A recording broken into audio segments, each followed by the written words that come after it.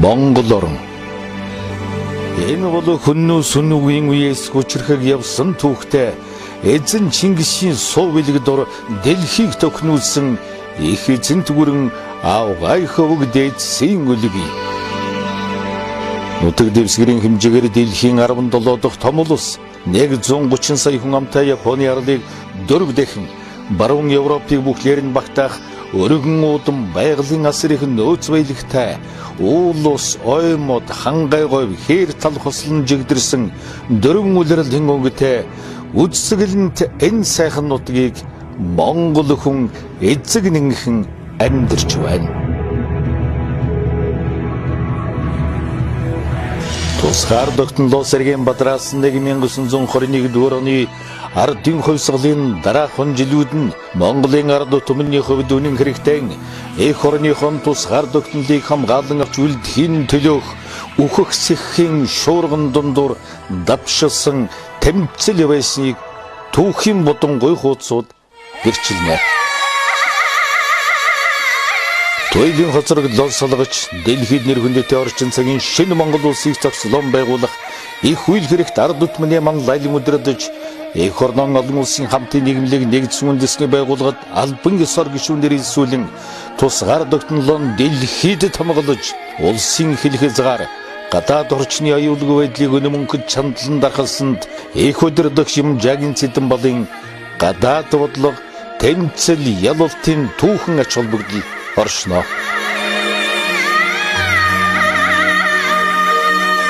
Цэдэн болын эрен үе Монгол улсын тусгаар тогтнол үндэсний аюулгүй байдал.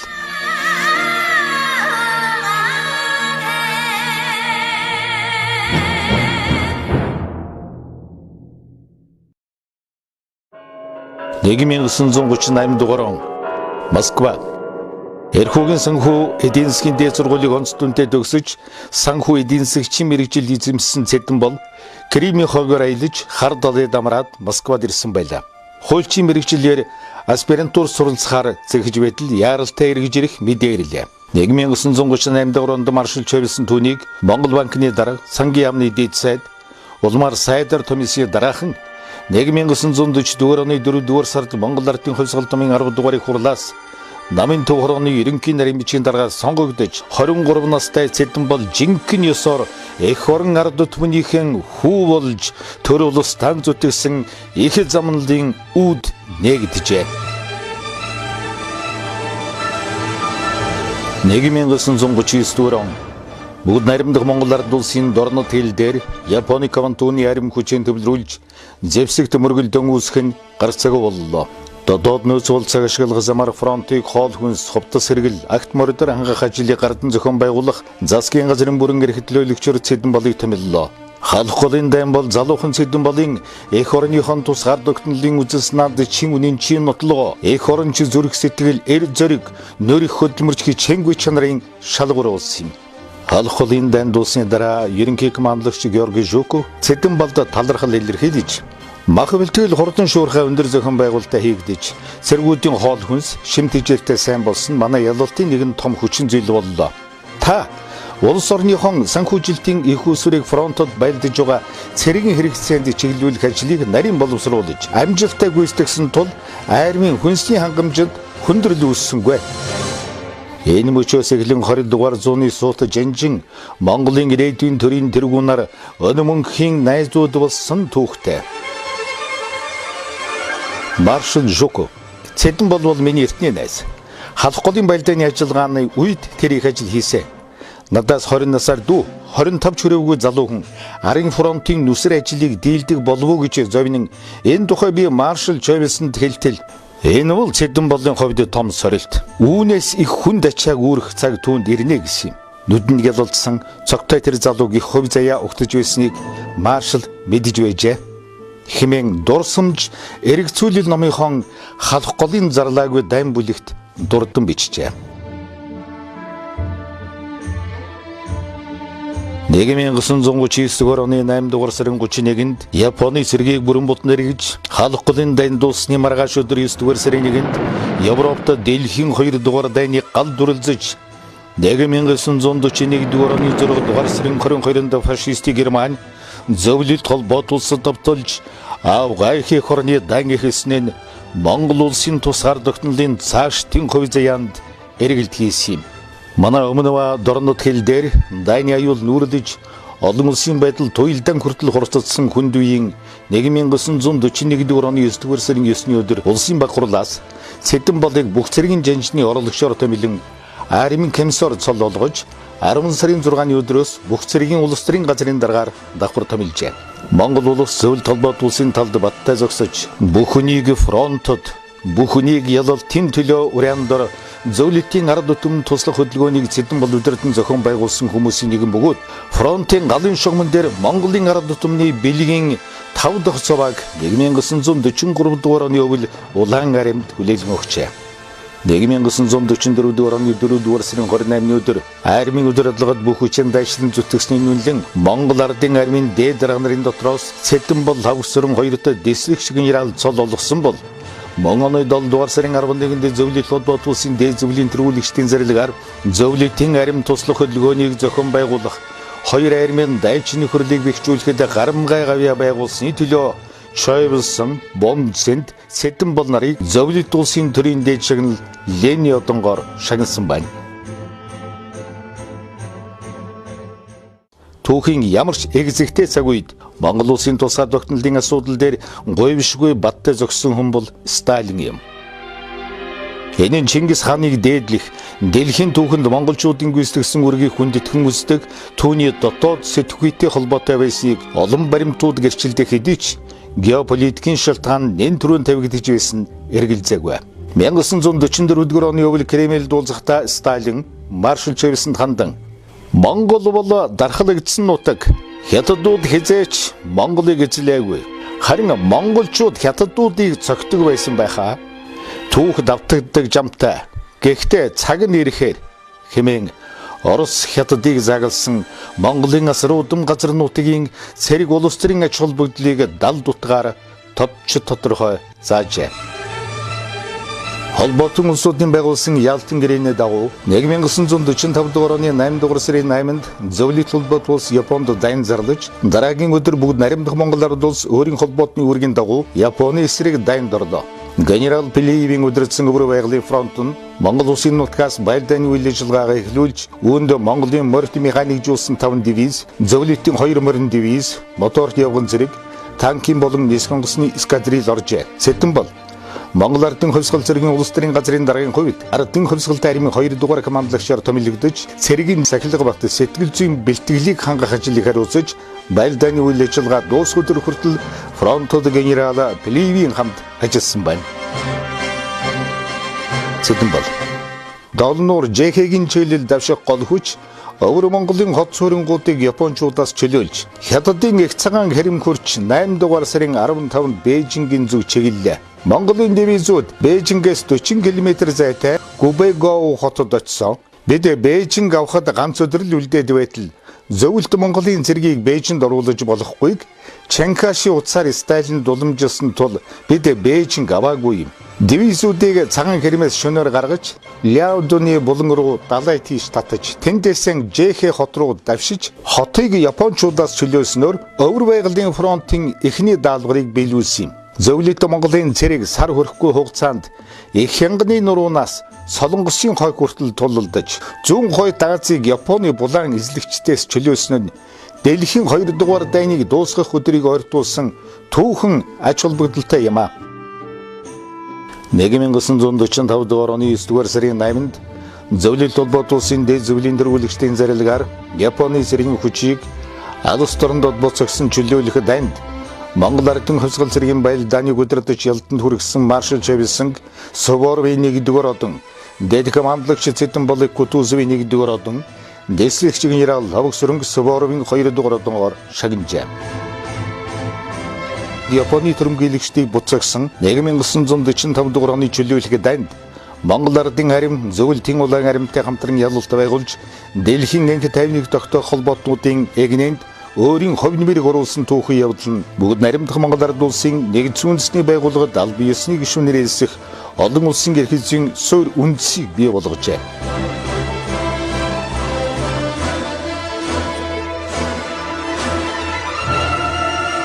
Бүгд найрамдах Монголын улсын тусгаар тогтнолыг хүлээн зөвшөөрөх нөхцөлдөр Хятадын Гоминданы засгийн газраас бүгд найрамдах Монголын улсын нийт хүн ардаас тусгаар тогтнохыг сайшаасан санал хураалт явуулах хүсэлтэн 1945 дугаар оны 8 дугаар сарын 14-нд ирүүлсэн байна. Санал хураалтын төв комиссийг баг гурлын төрүүлэгчдийн дарга бомб центэргүүлж орлогчоор намын төв хорооны ерөнхий нарийн бичгийн дарга Цэдэнбал болон бусад хүмүүс ажиллажээ. 1945 дугаар оны намрах маршалч явуулсан Цэдэнбалыг засгийн газрын дээд сайдаар төмөлсөний дараахан 1945 дугаар оны 10 дугаар сарын 20-нд улс орон даяар тусгаар тогтнолын төлөө бүх нийтийн санал хураалт явагдаж монголчууд их орныхон тусгаар тогтнолыг 100% дэмжсэн тул бүгд найрамдах Хятад улс 1946 дугаар оны 1 дугаар сарын 5-ны өдөр бүгд найрамдах Монгол улсын тусгаар тогтнолыг хүлээн зөвшөөрсөн байна. Үүний дараахан Зөвлөлт холбоот улс Улаанбаатар суугаа бүрэн эрхлэл хөтлөгчийн газраа Зөвлөлт холбоот улсын элчин сайдын яам болгон өөрчилсөн түүхтэй. Тэр даруйд маршалч явуулсан бүгд найрамдах Монгол улсын нэгдсэн үндэсний байгууллагад гишүүнээр элсэх хөргөлийг нэгдсэн үндэсний байгууллагын аюулгын зөвлөлд илгээсэн байлаа. Уг асуудлыг шийдвэрлэх аюулгын зөвлөлийн хуралдаанд оролцох өөрийн төлөөлөгчийн илгээхийг нэгдсэн үндэсний байгууллагын ерөнхий нарийн бичгийн дарга Тригвэ Ли маршалч явуулсан дуламжилсан байна. 1946 дугаар оны 8 дугаар сарын 17-ны өдөр засгийн газрын дэд сайд Цэдэнбал тэргүүтээ Монголын төлөөлөгчид Нью-Йорк хотыг зорж 8 дугаар сарын 28-ны өдөр тэнд хүрэлцэн иржээ. Ийхүү 29 настай эмжээгийн Цэдэнбал нэгдсэн үндэсний байгууллагын аюулгын зөвлөлийн энэ дээрээс эх орныхон дуу хоолойг зуриатуулсан анхны монгол хүн болсон билээ. Манай асуудлыг хэлцэж эхлэхэд аюулгын зөвлөлийн хуралд би үг хэллээ. Англи, Америк улсууд манай эсрэг санал өгч, Английн гадаад явдлын яамны орлогч сайд Александр Кадогийн манай эсрэг үг хэллээ. Хачиргалтай нь хуралдааны завсралгаанаар салхилж байтал манайхыг эсэргүүцэж үг хэлсэн нөгөө Английн гадаад явдлын яамны орлогч сайд Кадогийн намайг гүйцэн ирж анхудаа монгол хүн үзсэн бололтой анхааралтай ширтэн хараад тойрч одлоо. Энэ капиталистууд чинь инээдмийн кино шиг яасан мардсан улс вэ гэдэг бодол төрж билээ. Ингээд бүгд найрамдах Монгол улсыг нэгдсэн үндэсний байгууллагад гишүүнээр элсүүлэх асуудлаар санал хураахад Зөвлөлт холбоот улс Франц, Хятад улсууд дэмжиж Америк нэгдсэн улс Англи хоёр эсэргүүцсэн юм.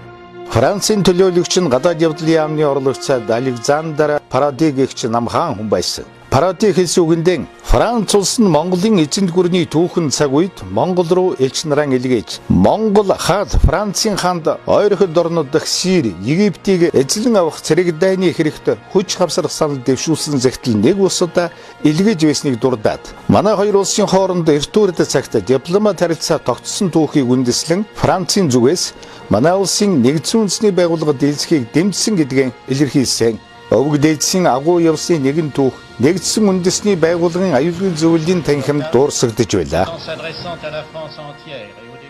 Нэгдсэн үндэсний байгууллагад дэлсэх анхны оролдлого бүтлгүйцэнд Цэдэнбал Нью-Йоркоос ихээхэн ууртай босож Москвад ирээд Зөвлөлт холбоот улсын цугаа элчин сайд ядамжууд Англи, Америк манайхыг зөвшөөрсөнгүй. ертөнцийг зоосны нүхээр хардаг шунхай империалистууд гэж бухимдаг хэлжээ.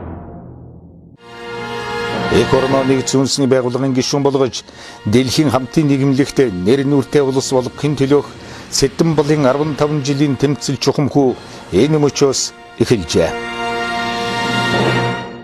1952 дугаар оны 5 дугаар сарын 27-нд Ардын их хурлын тэргүүлэгчдийн 36 дугаар зарилгаар Юмжаагийн Цэдэнбал бүгд найрамдах Монгол улсын ерөнхий сайдаар томилогдож эх орноо нэгдсэн үндэсний байгууллагын гишүүнээр элсүүлэх үйл хэргийг манлайлан өдрөдөжээ. Юуны 4-нд Монгол улсад олон улсын харилцааны боловсон хүчин дутмаг байсан тул мэргэжлийн дипломатчид гадаад явдлын яамны боловсон хүчнийг бэлтгэхэд төлхөө анхаарч 1953-аас 60 онд Москвагийн олон улсын харилцааны дээд сургуулийг түүхч, орчуулагч, олон улсын харилцаа дипломат мэргэжлээр 56 хүн төгсөж удаа 10 жилд манай гадаад харилцаа чөлөөтэй өргөжөнд хийсэн юм. 1950-ад онд улс нэгэн олсон хэрэг бол зарим тэргүүлэх сэхэтнүүд Зөвлөлт холбоот улсад дагаар орох санал дэвшүүлсэн зэгтлүүдийг Чойвилсон Цэдэнбал нарт удаадараа бичиж далдуур замаар Цэдэнбалыг төрийн сентинээс унгах ажиллагааг сэдэж Кремлийн хамны цаана Зөвлөлтийн албаны хүмүүстэй шивэрээр ярилцаж байсан явдал юм. Тэд Цэдэнбалын эсрэг чиглэсэн сөрөг хүчнийхэн гэж өөрсдийгөө үздэг байжээ. Тэртех 1944 оны 7 дугаар сарын 5-нд шүүх яамны сайд Жамбалд орж намын төв хорооны улс төрийн орчинд хаягдсан захидалдаа зөвлөлт холбоот улсад дагаар орох цаг нь болсон гэж бичснээс энэ явдал эхэлжээ.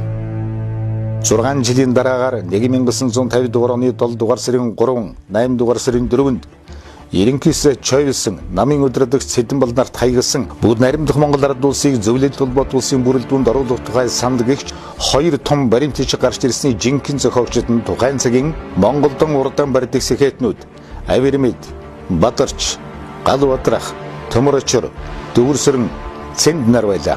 Тэдний цагаан цаасан дээр хараараа бичиж гарын үсгээ дурайтал зурсан эдгээр баримтчгүүд нь 40 жилийн дараа үнийн сүнний 1994 оны 178-185 дахь дугаарт бүрнээр хэвлэгдэжээ.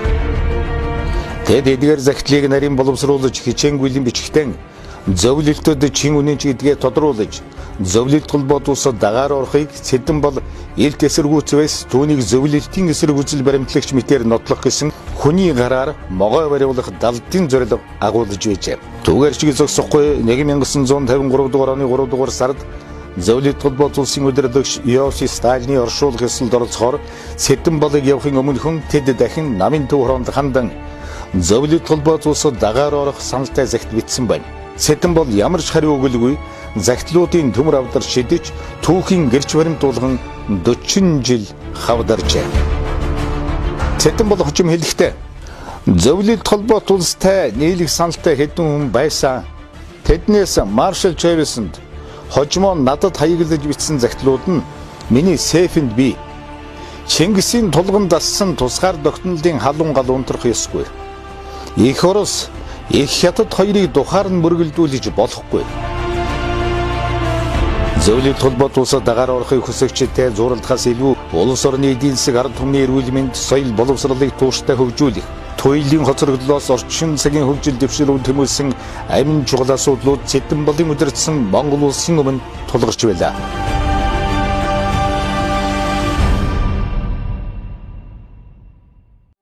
Монгол улсыг нэгдсэн үндэсний байгууллагад гишүүнээр элсүүлэх хууль хэргийн нэгэн шийдвэрлэх хүчин зүйлс нь бүгд найрамдах ард улстай эв зүгийн олж найрамдалт хөршин харилцааг хөгжүүлэх чиглэсэн угтан уламжлах бодлого 1953-аас 61-р оны хооронд Сэдэн болын гадаад бодлогын цөмд байжээ.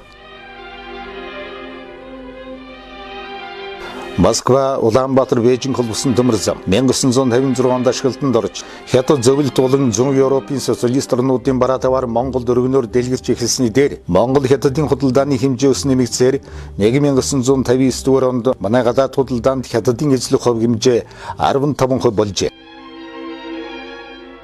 1954 дугаар оны 7 дугаар сар, 1960 дугаар оны 5 дугаар сард хятадын ерөнхийлөгч Жон Лай манайд 2 удаа албан ёсны ажил хийж хоёр улсын хоорондын найрамдал хамтын ажиллагааны гэрээ байгуулагдлаа.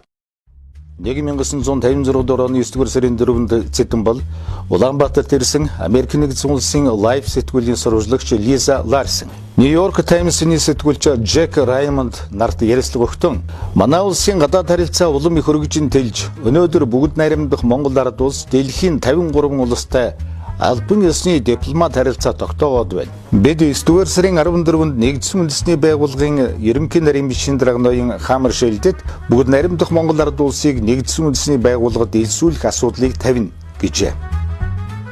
1959 дугаар оноос Монголын талаарх Америк нэгдсэн улсын байр суурь нааштай өөрчлөгдөж 1961 дугаар оны 7 дугаар сард Америк нэгдсэн улсын дээд шүүхийн урлагч Вильям Даглас, үндэсний газар зүйн сэтгүүлийн гэрэл зурагчин Жин Конгер нар манай улсад 2-7 хоног зочилжээ. Даглас Монголд аясан тухай томоохон өгүүллийг гэрэл зургийн хамт үндэсний газар зүйн сэтгүүлд нийтлүүлж 60-аад оны ихэнх үеийн Монгол орн монголчуудын ахуй амьдрал, уламжилт найрсаг ёс суртахуун, өгөөмөр зочломтгой зан заншил, улс орны төлөв байдлыг хуульч улс төрчийн хэрсүү хямгаануудаар ажиж, элэгсэг дотноор дүрсэлсэн Монгол орны талаар үнэн бодит ойлголтыг түгээхэд чухал хувь нэмэр болсон байна.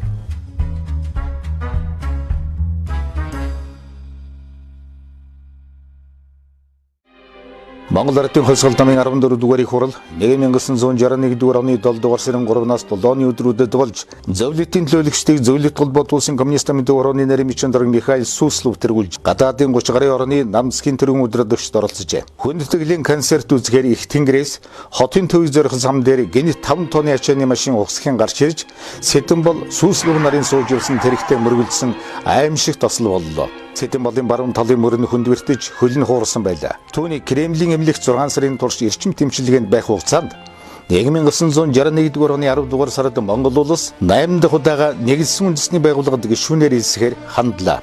Нью-Йоркт хөрөлцөн ирсэн гадаад явдлын яамны орлогч сайд цэг мэтэргүүтэй Монголын төлөөлөгчид олон орны дэмжлэгийг авахын тулд 10-аад хоногийн турш уйггүй чирман ажиллаж Москвад дэмжлүүлж байсан Сэтэнбол төлөөлөгчтэй байнгын холбоотой байж заавар зөвлөгөө өгч байлаа. Монгол улсыг нэгдсэн үндэсний байгууллагад гишүүнээр илсүүлэхийг тууштай дэмжиж удаадараа аюулгын зөвлөө шаардж байсан энэтхэгийн удирдагч Жохарлал Неру 1961 дугаар оны 10 дугаар сарын 25-нд нэгдсэн үндэсний байгууллагын ерөнхий ассамблеийн эндэр дээрээс Азийн эртний түүхтэй Монгол улс нэгдсэн үндэсний байгууллага зүй ёсны бүрэн эрхэт судлан эзлэх цаг нэгэнтээ ирлээ. Бүгд дэмжихийг уриалж байна гэжээ. 10 дугаар сарын 25-ны энэхүү хуралдааны санал хураалтаар Австрали, Египет хоёр төдгөлзөж бус нь зөвшөөрлөө. Тусгай утасны шугамаар Вашингтоноос шууд холбогдох дуудлага ирж Монголыг нэгдсэн үндэсний байгууллагын гишүүн болохыг дэмжсэн зөвлөмжийг ерөнхий ассамблей хүлээн авч 1961 дугаар оны 10 дугаар сарын 27-нд Монгол улс нэгдсэн үндэсний байгууллагын гишүүн болж Алтан соён бот төрийн далба нэгдсэн үндэсний байгууллагын тэнгэрт мандасныг ерөнхий сайд Юмжагийн Сэтэнболд мэдгдлээ.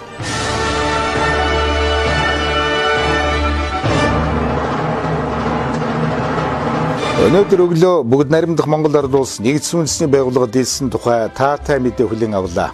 Ослоос болж миний биеийн эсэргүүцэл суларч би тааруу байгаа хэдий чиг ийм баяртай мэдээ сонсоод сэргээд ирэх шиг боллоо. Бүгд наримдах Монгол ард улсын хөдөлмөрчин ард түмэндээ чин сэтгэлээсээ баяр хүргье. Ерөнхий сайд Юмжагийн Сэтэнбол 1961 дугаар оны 10 дугаар сарын 27-ны өдөр.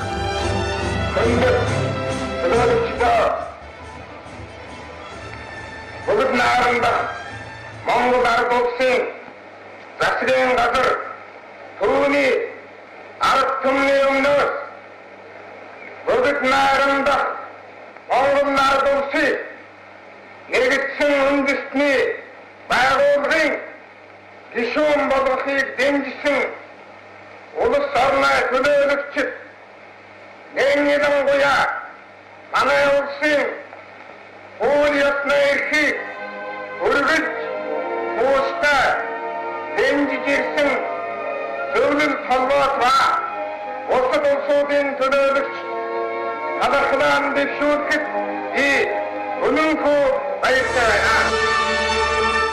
Ингэж өгөгдөөсөн 200 гаруй жилийн тусгаар тогтнолын тэмцэл сая нэг биелэн олж Монголын тэнгэрт үүрийн туяатай уралдан тусгаар тогтнол дэлхийд баталгаажсан түүхтэй.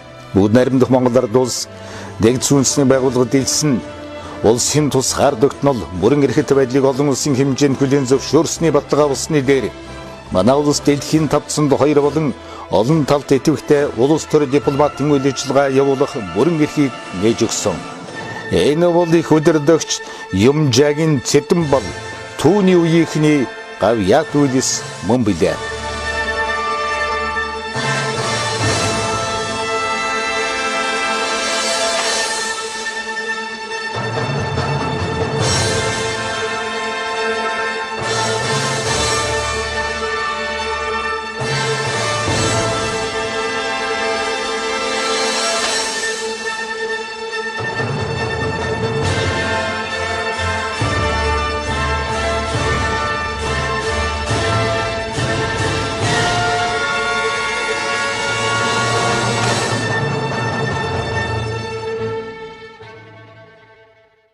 Тусгаар улсын оршин тогтнохын баталгааны хил хязгаар 1961-ээс 63 дугаар онд Монгол улсын хил хязгаарыг тодотгож сэргэн тогтоох, хэлийн наривчлан шийдээгүй хэсгийг эв зүгээр зохицуулах, түүнийг олон улсын хууль зүйн баталгаатай болгох асуудал дээр Сэтэнбол төвлөрч юуны түрүүнд Монгол хятадын хэлийн гэрээ байгуулах аддармаатай ажлыг биечлэн удирдан явуулжээ.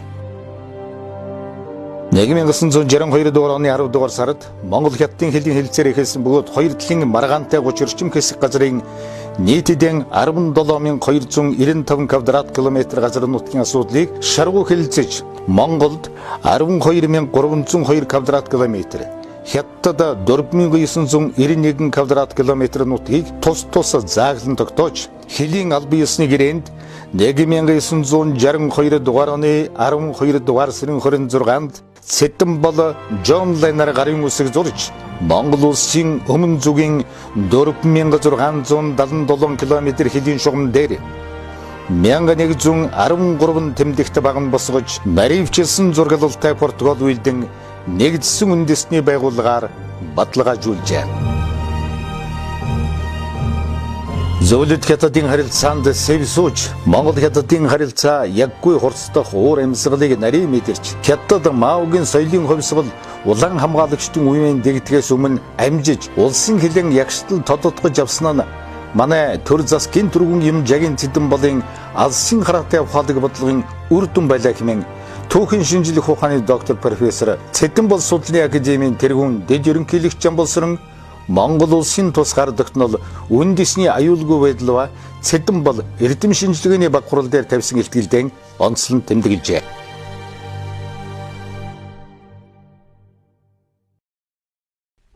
Нэгмийн 1959-с 60 дугаар онд 30 мянган хятад ажилчдыг Монголд ирүүлж барилга бүтээн байгуулалтын ажилд оролцуулж тэд 19 дугаар хороолол 40-50 мянган барилга дээр ажиллаж байлаа. Гэвч удалгүй зөвлөлт хятадын харилцаа эрс хүйтэрч цэрэг дайны шинжтэй болж Хятад Маогийн соёлын хувьсгал хүч авч эхэллээ.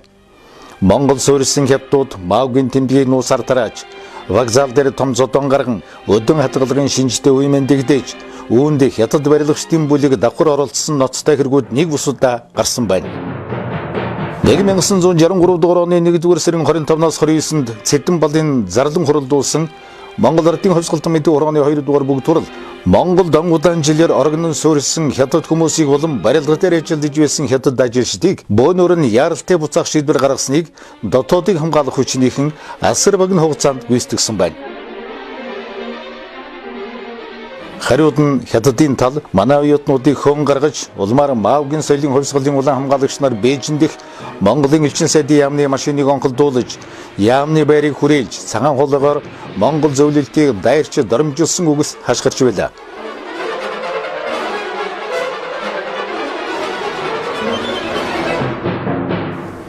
Түүнчлэн 1982 дугаар онд Монголд оршин суугч 820 гаруй хятад хүмүүсийг гэр бүлээр нь албадан бусаасан байна.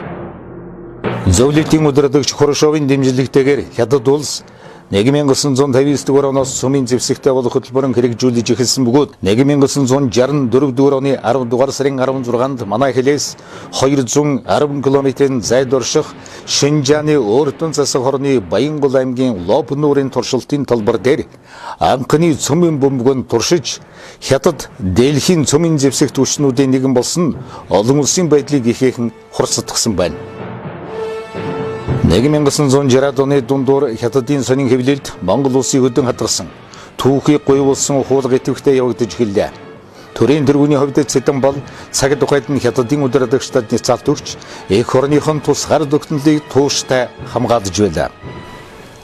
Монголын ард түмэн ямар ч занал хэл сүрдүүлэх давтахгүй бөгөөд эрхчлөөт эх орныхон нэр төр сүр сүлдэд халдахад хөргүүлэхгүй гэдгийг Бээжингийн өдөн хатгагчид хатуу сануулж ахна. Алдагаан ухамсарлан биднээс уучлалт хүсхийг бүгд наримд хятад улсын дээд удирдлага Мао Цзэдун болон бүгд наримд хятад улсын төрийн зөвлөлийн ерөнхийлөгч Жон Лайнараас хатуу шаардаж байна. Бүгд наримд Монгол Ард улсын сайдрын зөвлөлийн дарга Монгол Ардын хувьсгалт мэдээ ургааны 1-р наримчин дарга армийн дэслэгч генерал Жагин Цэдэнбол 1966 дугаар 1975 дугаар оны 4-р сарын 5-ны өдөр Цэдэнболын удирдаж хийлгэсэн намын төв хорооны улс төрийн төвчөөний хуралдааны 149 дугаар тогтоолоор зөвлөлт холбоот улстай хэлэн хэлэлцээр явуулахар шийдэж тэр нь 3 сарын туршид нухастай өрнөжээ. 1976 дугаар оны 10 дугаар сарын 19-нд Москва хотноо Цэдэнбол Брежнев нар Монгол зөвлөлтийн хэлийн шинжилсэн гэрээнд гарын үсэг зурснаар санал зөрүүтэй 822 квадрат километр газрын 15% буюу 120 квадрат километр нутаг зөвлөлтийн талд 702 квадрат километр буюу 85%-ийг Монголын нутаг шилжүүлсний дээр Алтай таван богдоос Асгатын хэр хүртэл 280 км, Эг саяны нурванаас Таравгын дахин овоо хүртэл 1900 км, нийт 2180 км хөлийн зурвас дээр 1128 баг нь шинээр босгож тэмдэглэн батсан байна. Ийхүү Монгол улс хоёр хөрштэйгээ хөлийн ямар ч асуудалгүй болж хэл хязгаараа чандлан дархалсан түүхтэй.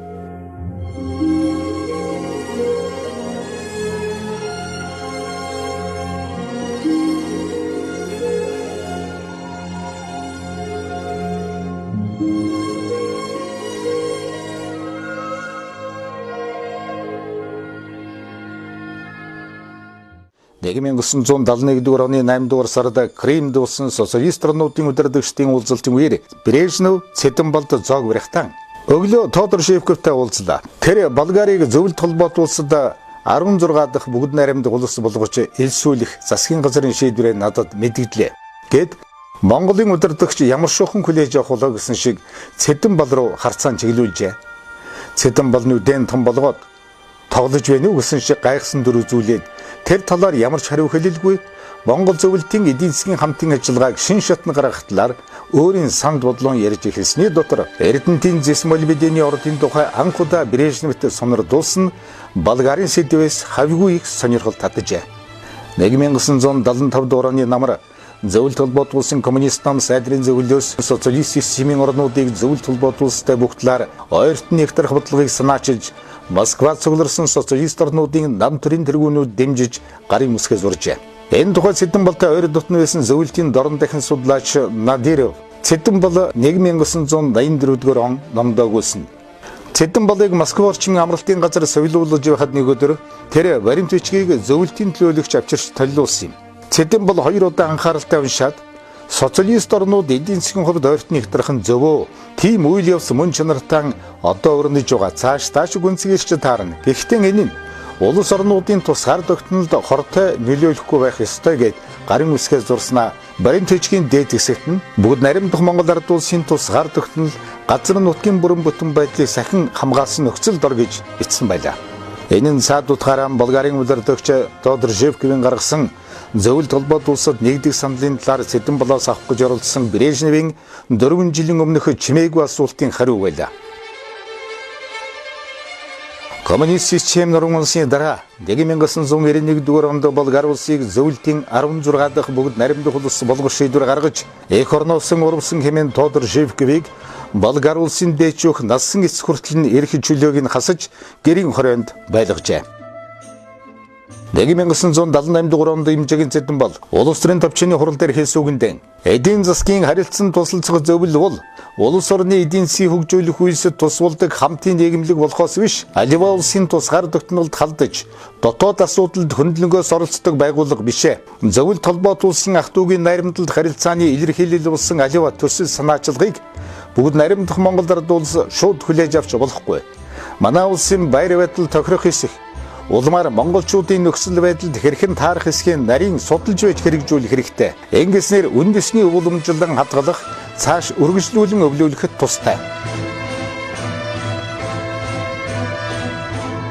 Монгол улсын төр засгийг 44 жил удирдахдаа Юмжагийн Цэтэнбал эх орныхоо нэр хүндийг олон улсын тавцанд цэврээрэн хадгалах дипломатиос зүгээр хэмлэн мөрдөдөг цөөн удирдагчдын нэг нь байлаа. Тэрээр хизээж Оросын хөрөш шовшиг хашгичиж Урминий Чаушеску шиг атралж байгаа гүн дээр Болгарын Тодор Живков шиг улс орныхон тусгаар тогтнолыг хард бэлгэлнэ гэж цамаалаагүй юм аа.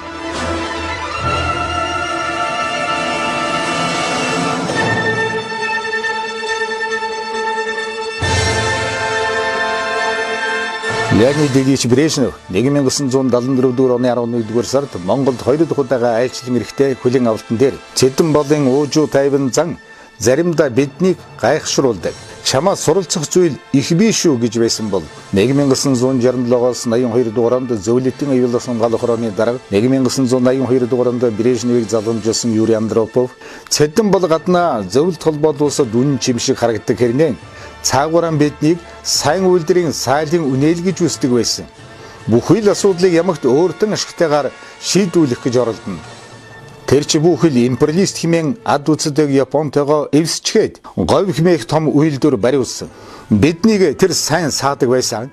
Брежнев ч үүнийг гадралдаг хэрнээ юу ч хийж чадаагүй. Гэхдээ Цэдэн бол хизээч бидний ардуур хоёр нүүр гаргаж үйл хэрэгээсээ ухарч байгаагүй. Бүхэл бүтэн том улсын удирдагч хүний хувьд эх орноо нэгдүгээр тавьдаг байсан мэдээж хэрэгэ. Цэдэн болын насан туршийн үйл хэрэг нь Монголын төрөлт улсын уламжлал газар нутгийн бүрэн бүтэн байдлыг чандлан хамгаалахад оршиж байлаа. Төрөлхийн дэлгөөхөн замтайч тэрээр эх орныхон нэр хүнд ашиг сонирхолд харшилсан зүйл явбал ширүүхэн ханддаг байсан. Зүүн Европын социалист орнуудыг бүгдийг багтаачих өргөн удам нутагтай байгалийн асар их нөөц баялагтай улс орны төрийн тэргүүний хувьд Цэдэн бол эдийн засгийн харилцан тусалцах зөвлөлийн гишүүн орнуудын удирдагчдын дунд нүүр бардам харагддаг. Найрсаг уулзалт хүлээн авалтан дээр тэднийг хошин үгээр ягтлах, хуруугаан чичлэж ярих нь заримынх нь эгдүүслийг төрүүлдэг байсныг нуух юм. Социалист лагерь Цэдэн болвол зөвлөлт холбоот улсын дараа ордог том улсын удирдагч болох нь мэдрэгддэг байсан гэж Дорн дахин ба Монгол судлаач Надиров Цэдэн бол 1984 он номондоо дурсан бичжээ. Олон улсын байдлын хурсадмал байсан 20 дугаар зууны хүйтэн дайны 1970 дугаар оны турш Цэдэн бол улсыг батлан хамгаалах бодлогон улс хууртай боловсруулж Монголын зэвсэгт хүчний бүтэц зохион байгуулалтыг үндсээр нь өөрчлөн шинжилснээр Монголын түүхэн данхуда девиз хороо тусгай батальоноос бүрдсэн орчин цагийн ерөнхий сэргийн армийг байгуулсны дээр 1973-аас 78 дугаар онд зөвлөлтийн тусламжийн түшгэлэн зэвсэгт хүчний материалыг нөөц зэр зэвсгийг шинжилжээ. Үүний хүрээнд үндэсний агаарын нэгс хүчин дотор агаарын довтлогоноос хамгаалах сэргийн хүчин байгуулагдаж 1977-аас 84 онд нийтдээ 44 МиГ-21 онгоц хүлээн авч Монгол улс уг онгоцыг эзэмшигч 12 орны нэгэн болсон байна. Түүнчлэн Монгол зөвлөлтийн хамтарсан том хэмжээний хэрийн сургуулийг 1968 оноос эхлэн 2 жил нэг удаа тусвар зохион байгуулж байсан үнэн хэрэгтэн хүйтэн дайны болзошгүй зэвсэг тэмцэлд Монголын зэвсэгт хүчин шууд хүч хавсрах цэрэг дайны бэлэн байдалд байлгах бэлтгэл болж байлаа. 1976 дугаар онд Хурамда генерал Цэдэн болд армийн генерал цол олгожээ. Улмаар 1979 дугаар онд Монголын цэрэг улс төрийн бодлого стратегийг тодорхойлогч улсыг батлан хамгаалах зөвлөл байгуулахад дараагаар нь Юмжаагийн Цэдэн болыг сонгон бүгд наримдах Монгол ард улсын маршал цол олгосон байна. Энэ Цэдэн болыг өргөмжлөн магтсан бус түүний цэргийн гавьяг өндөрөөр үнэлсний зэрэгцээ тухайн цагийн цэрэг улс төрийн нөхцөл байдлаас урган гарсан. Монгол улсын тус гар тогтнол арим зэвсэгт хүчний олон улсын нэр хүндийг өргөсөн ач холбогдол өхий бодлого дээр суурилсан үйл явдал болсон учиртай.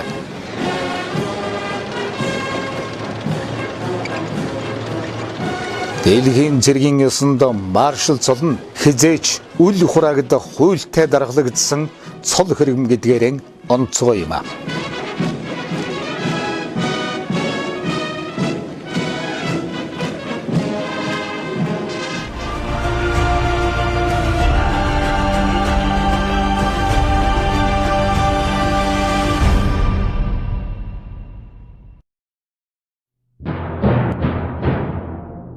Нэгэн 1984 оны наадмын баярын дараахан 7 дугаар сарын 19-ний өдөр маршал Цэдэн бол батлан хамгаалахын яамны дөл зуслан зочилжээ.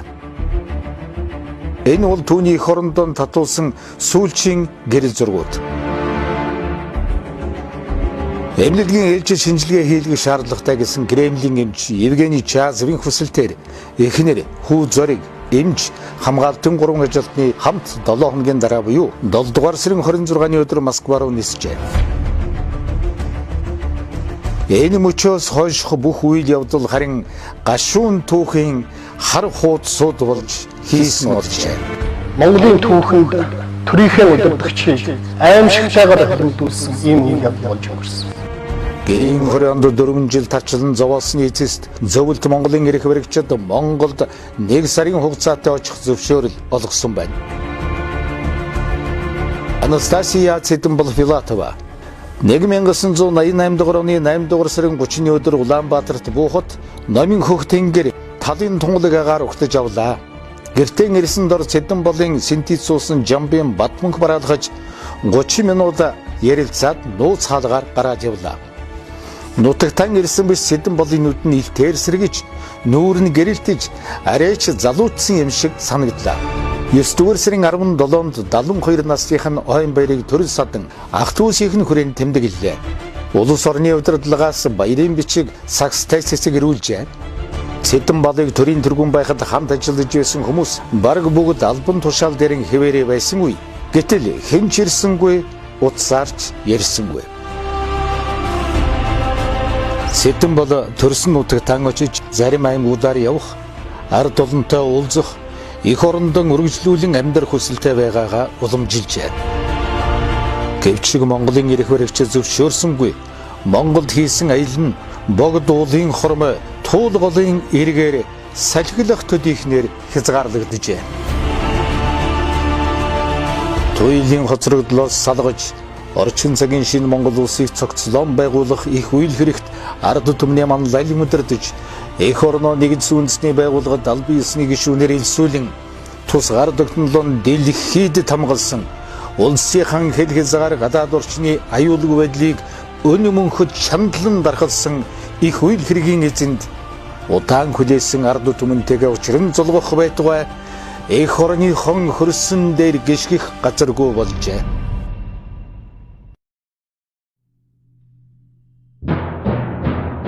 Сэтгэл санаагаар унаж голдон ортол омдсон буурал даргын эрүүл мэндийн байдал 1989 оноос стратеги хэлсэн тэр мөчид Улаанбаатараас сэтгүүлч дожоод орж хүрэлцэн очиж буурал даргыг эмгэнэлтэй жүжигийн гол дүрд тоглуулахаар шийдсэн байна. Залим ихээр зангидсан асуултуудаа үг алдуулах оролдлогоор олон дахин давтан асуух хүрээд нь харин Цэдэнбол би мэдэхгүй санахгүй байна. Намын архив тогтоолууд нь байгаа шүү дээ. Тэр чин бичээстэй байгаа гэгчлэн цомхон хариулж мэгтмийнхэн дэнгэгчээр дожоод орж өөрийнхөө асуултанд өөрөн мухардан унаж байгаа ичгүүртэй дүр зургийг төрийн тэргүүний хайрлан дээдэлдэг монголчууд телевизийн дэлгэснээс үзээд жигшиж байсан бол Цэдэнболыг адлаж байсан тэр цагийн эрх баригчид улс төрчид үүнийг өөрсдийн эрх ашигт нийцүүлэн ашиглаж байсан гутамшигт түүх бас бий. 1991 оны 4-р сарын 21-нд Цэдэнболыг Москвад нас барахад тийшээ холбоо барих, шарилыг навчрах хүн Монголын эрх баригчдын дунд олдоогүй нь харамсалтай. Тэд Цэдэнболыг насан туршдаа тэмцэж сахин хамгаалсан эх орных нь хөрсөнд бус харь газрын шороонд бол хасч сийхгүй хоншгүй муухай эвэрлэж байсан зэвүүдсэн улсын хурлын гишүүн агсан яруу найрагч Даш Балбар хүн ёсыг уландан гიშгсэн тэднийг хойч үе өршөөхгүй хэмээн анхааруулсан байдаг.